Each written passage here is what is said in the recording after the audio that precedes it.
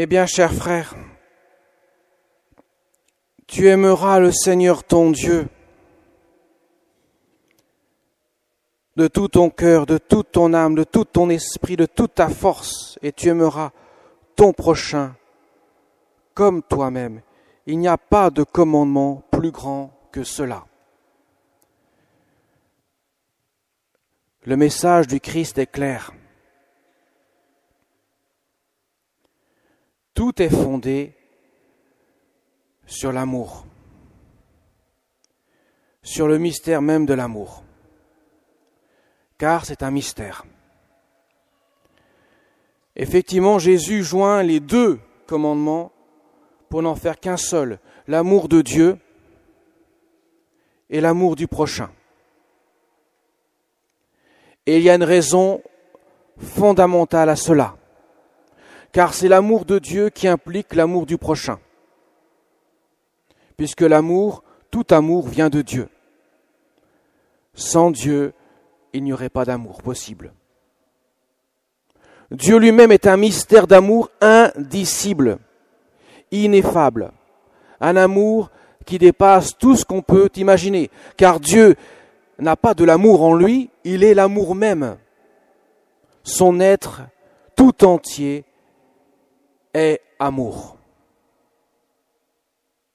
Et il nous a créés par amour, pour que nous puissions vivre de l'amour, puisque nous avons été créés, nous les hommes ainsi que les anges, à son image, à sa ressemblance. Ce qui veut dire, nous sommes des êtres créés par amour, mais pour l'amour. Pas seulement par amour, mais pour l'amour. Pour aimer, comme Dieu s'aime lui-même, en lui-même, pourrait-on dire. Alors mes chers amis, l'amour a ses exigences.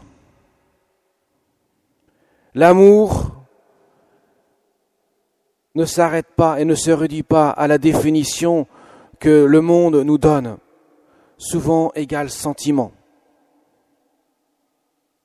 L'amour est bien plus profond que cela. Jésus dira et donnera en quelque sorte une définition de ce qu'est l'amour, de ce qui caractérise tous les gestes d'amour. Il n'y a pas de plus grand amour que de donner sa vie pour ceux qu'on aime. Alors après, il faudrait donner une définition. C'est quoi donner sa vie? C'est pas seulement verser son sang. C'est pas seulement mourir. C'est porter, voire supporter, voire accueillir avec amour, même ce qui n'est pas d'amour. Voilà pourquoi les deux commandements sont liés. Car aimer, c'est ce qu'il y a de plus compliqué dans la vie.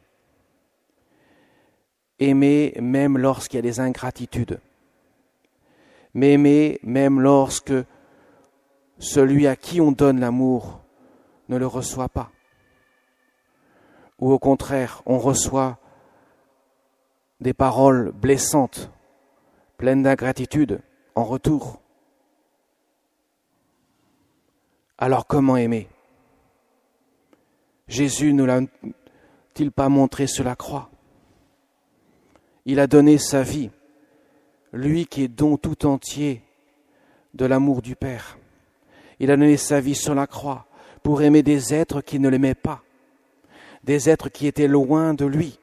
Le péché avait introduit cette rupture d'amour entre l'homme et Dieu. Conséquence de son orgueil et de sa suffisance. Et voilà que Jésus, lui, humble parmi les humbles, vient réparer l'orgueil de l'homme pour s'abaisser jusque sur la croix et donner sa vie par amour pour nous. Alors comment aimer dans ces conditions? Comment Jésus a-t-il pu aimer les hommes qui ne l'aimaient pas? Car tout amour doit être centré sur le Christ. Tout amour est dans le visage du Père, qui se reflète dans le visage du Christ. Jésus, son cœur est comblé de l'amour du Père. il est complètement abandonné dans l'amour du Père. Au moment même où il va être victorieux dans l'amour, les dernières paroles que Jésus dira sont des paroles d'abandon, de confiance ineffable dans l'amour du Père. Père, entre tes mains, je remets mon esprit. Et il peut ainsi donner l'amour. Il donne l'amour pour des hommes qui refusent de l'écouter, qui refusent d'accueillir, pour tous sans exception, parce qu'il reçoit tout l'amour du Père. Son cœur est comblé dans l'abandon, dans la confiance inébranlable dans le Père. Il est Dieu, bien sûr. Il ne pouvait pas en être autrement, évidemment. Mais non seulement il révèle qui il est, mais il révèle comment aimer. Quand nous aimons des personnes qui ne nous aiment pas, en retour nous donnent des ingratitudes, des reproches, des paroles piquantes. Qu'est-ce que l'on peut faire pour aimer dans ces conditions ? Souvent, on devient aigri, on s'enferme dans sa coquille, on repousse, on critique et on entre dans l'escalade de la haine, du refus d'aimer. Que dit Jésus dans ce qu'il fait, pourrait-on dire ? Il nous demande de nous abandonner totalement à lui. Le cœur humain ne peut pas être comblé par seulement des affections humaines. Il nous demande en quelque sorte de nous détacher des retours de l'amour que l'on pourrait avoir aussi bien en bien qu'en mal. Quand c'est en bien, on peut rendre grâce à Dieu d'avoir des compliments, d'avoir des affections qui nous sont rendues pour l'amour que l'on donne. Mais quand c'est en mal, quand nous recevons reproches, quand nous recevons de l'ingratitude, nous devons l'offrir à Jésus, qui a offert tout cela dans sa croix, dans son acte d'amour. Ce qui veut dire l'attitude de celui qui veut être heureux dans l'amour, quelles qu'en soient les conséquences de son amour, quels qu'en soient les retours de son amour, c'est l'abandon et la confiance en Dieu. Il n'y a que Dieu qui peut combler le cœur de l'homme. Il n'y a que Dieu qui peut réellement donner le bonheur de l'amour dans le cœur de l'homme. Voilà pourquoi Jésus dira « Je vous demande même d'aimer vos ennemis ». Voilà pourquoi des saints, des saintes, depuis 2000 ans, nous ont montré que même devant le martyre, ils avaient de l'amour pour leur bourreau. Pas de l'affection, pas des sentiments, de l'amour. C'est beaucoup plus profond que cela. Car mes chers amis, vous pouvez avoir des sentiments amoureux et ne pas aimer. L'amour n'égale pas forcément sentiment. On peut vraiment avoir des sentiments amoureux et en fait s'aimer soi-même dans l'autre. Ce n'est plus de l'amour. L'amour réel, c'est le don total de soi. C'est l'accueil de ce que l'autre est, tel qu'il est, quel qu'en soit le retour, agréable ou pas. Parce que notre cœur, à ce moment-là, est comblé de l'amour de Dieu. Les saints l'ont montré. Je prendrai un exemple. Sainte Maria Goretti, une jeune fille de 12 ans, violentée par un garçon déchaîné par une force, qu'on pourrait dire même satanique. Elle lui demande « Ne fais pas cela ». Elle résiste. Et voyant la mort venir, elle lui dit « Je te pardonne de ce que tu viens de faire ». Et elle meurt. À 12 ans. Qu'est-ce qui se produit quelques années plus tard ? Cet homme-là ne pouvait pas rester de marbre devant une prière d'offrande aussi grande de cette sainte. Cet homme-là s'est converti. Il était présent à la canonisation de cette petite sainte, Sainte Maria Goretti, qui a vécu au début du XXe siècle. Vous voyez, mes chers amis, l'amour va jusque-là. Saint Étienne, le premier martyr de l'Église en tant que tel, à l'exception des saints innocents, pourrait-on dire. En 36, il est martyrisé en présence de Saul, le futur grand saint Paul, qui approuvait le meurtre de saint Étienne. Saint Étienne, qu'est-ce qu'il dira avant de rendre son dernier soupir? Père, ne leur compte pas ce péché. Pardonne-les. Et quelques années plus tard, Saul, sur le chemin de Damas, sera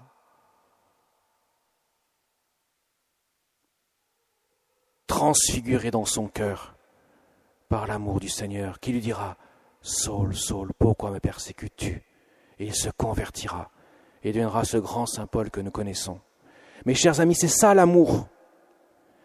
L'amour va jusque-là, jusqu'au don total de soi.